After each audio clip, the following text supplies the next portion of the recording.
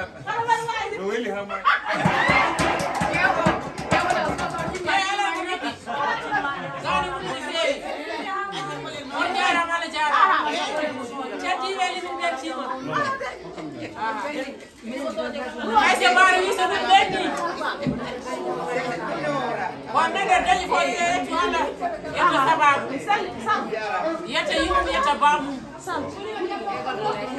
Legal bordo nave.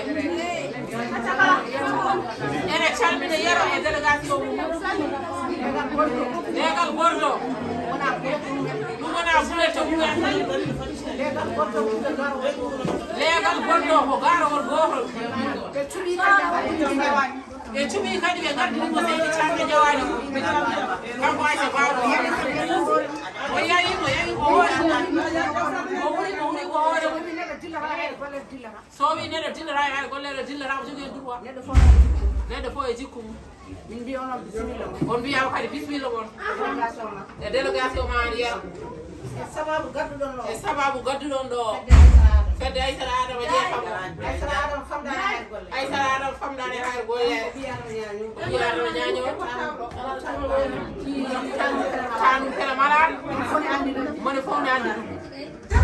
Kali ko cukalel nehingel en andi jinnalu en andi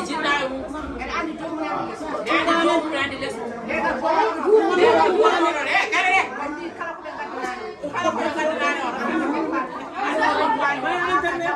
wala ka jarani suka be kala ko jarani bingel men tan e bingel mabbe tan tanirabe mabbe tan ko ben tan jeyo delegation jubbi ma ndira ma do yana kala ko gaddanani tan kala ko be gaddan do fit ko be ngala calmini min dara jama en ñaabo anda ko madana ko kan yo yaaru sabu dule sabu ko yero sabu ya tam be ko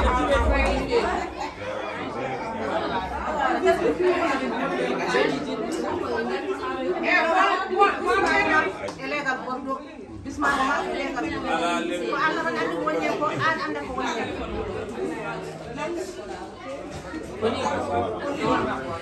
bole wi dum tembe ay subhanahu hallo ala ko jarane legal ko jara dum do ngom dum jara ko ma mo ko so wada garo chamino nube ko jetu ko yo tala na ya sa ala ni legal ma ya sa je wa chero ci fala dana mo